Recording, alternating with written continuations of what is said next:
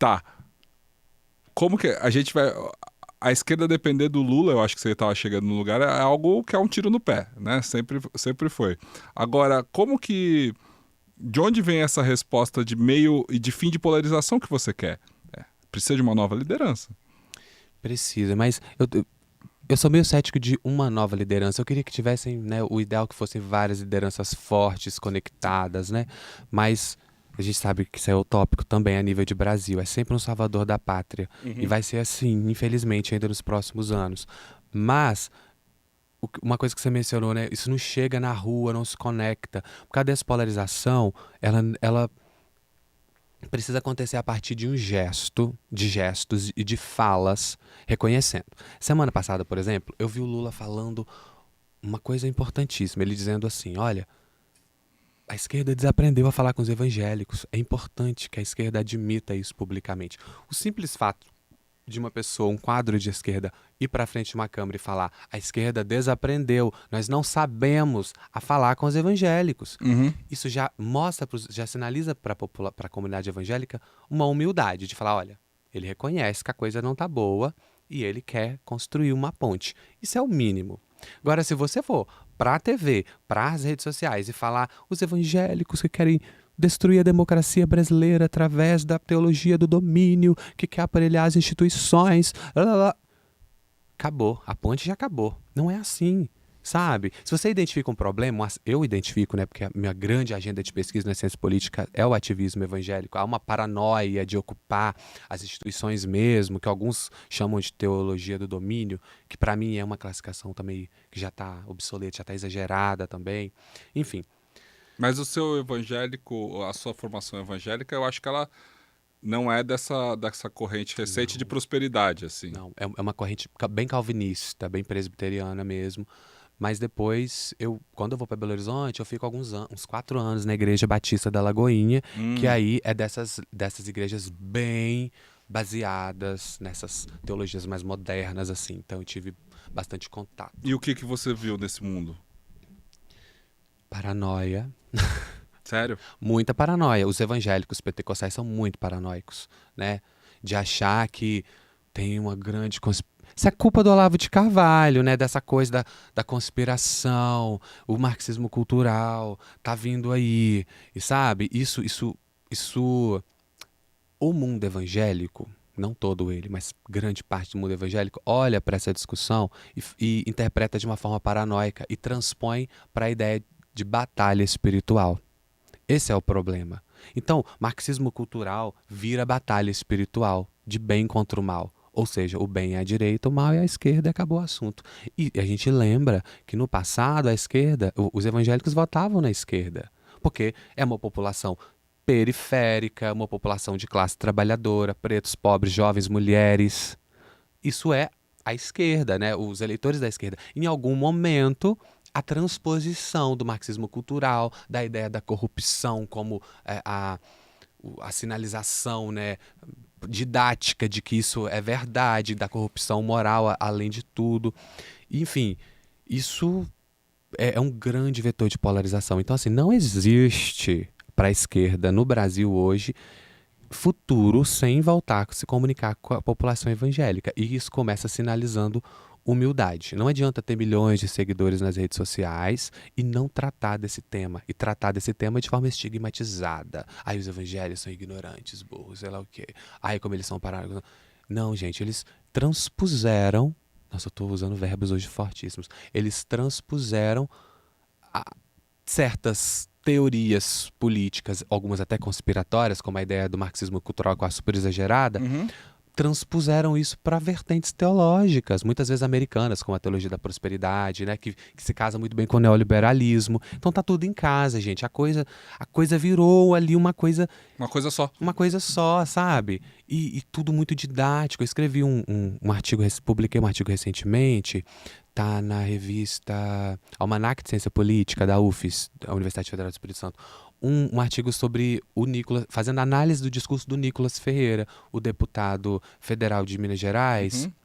que é evangélico e que fez e faz a sua carreira política muito atrelada à comunidade evangélica, eu analisei os discursos dele durante a campanha eleitoral de 2022 e eu percebi que o que ele faz é um didatismo acusatório, ou seja, você pegar exemplos do dia a dia e você transpor ele na lógica da teologia. Qualquer coisa dá para você fazer isso, qualquer coisa entra na narrativa da batalha espiritual. E eu não estou falando que ele está inventando, eu acho que ele realmente acredita nisso, né? Que a comunidade evangélica realmente faz essa transposição com muita naturalidade. Mas dá um exemplo. Por exemplo, numa das falas durante a campanha de 2022, no canal do YouTube dele, ele postou um vídeo comentando sobre a cantora Priscila Alcântara. A Priscila Alcântara ela teve uma carreira na música gospel durante muitos anos, né, uma ministra de louvor, como se costuma dizer. Em algum momento, ela decidiu gravar músicas pop, fazer música pop, não teve isso? O Nicolas, ele comenta o caso dela, mas como uma forma didática de dizer: olha como ela foi se aproximando da esquerda, da Globo, da mídia, e os valores evangélicos dela foram sendo minados. E isso que a esquerda faz, levar jovens ao inferno. Essa parte é uma aspas literal de uma das falas dele. Então, ele transpôs uma menina que quis cantar músicas, né? Uma menina de 20 e poucos anos, querendo cantar gospel, querendo cantar pop.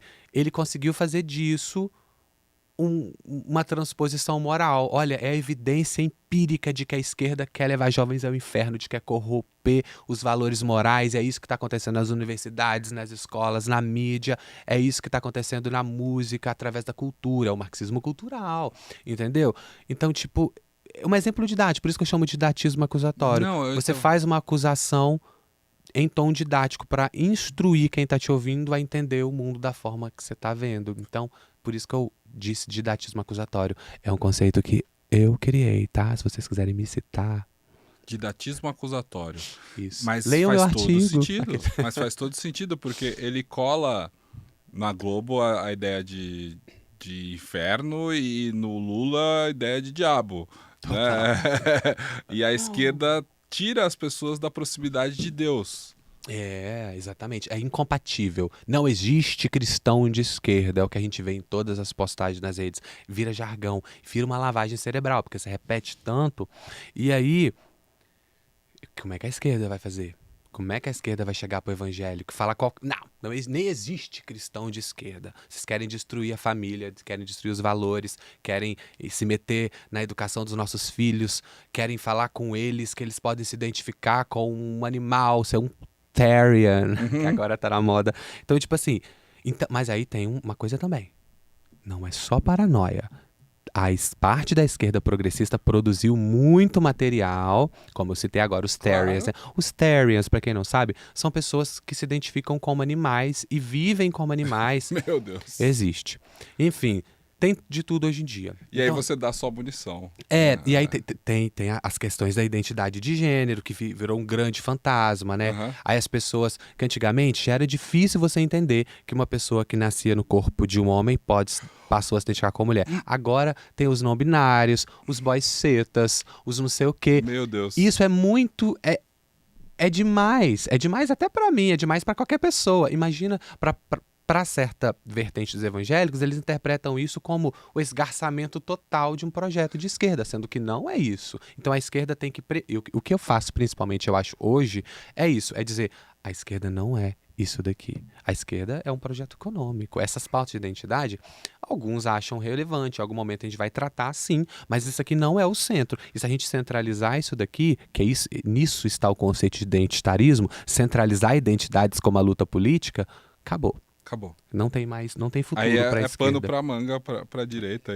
Mas eu quero aprofundar nisso que você falou, porque aí na cabeça do evangélico cria-se a confusão e essa certeza de que não existe evangélico de esquerda, porque de esquerda está próximo do diabo, mas tem algo da teologia também que é propagada hoje, porque assim, se eles forem estudar muito Jesus, todo mundo vira de esquerda, na parte econômica, pelo menos. É necessário abrir mão do Novo Testamento e focar só naquela igreja rica, das posses, essa prosperidade também tem isso. Porque Jesus era um cara, um cabeludo, que gostava de compartilhar os rolês e tal, né? Tipo, que pregava a paz, que pregava, né? Ou seja, essa igreja, esse evangélico aí, ele pode falar Cristo, mas ele tem que se afastar de tudo que é Novo Testamento de Jesus para continuar promovendo. Ou seja, não rola uma confusão ali? Se a esquerda está falando em promover igualdade, em promover direitos iguais, em promover humanidades, não dá um tilt na cabeça do evangélico?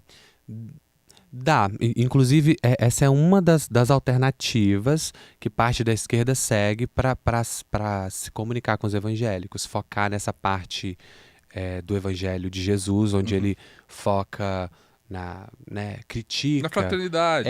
e critica o acúmulo de Critica o acúmulo. riquezas, e, enfim, o que se dialoga muito com a crítica ao capitalismo, de acumulação. Então, por esse motivo é real. Mas existe uma barreira, muitas barreiras dentro do mundo evangélico, quando você quer traduzir Jesus para a esquerda.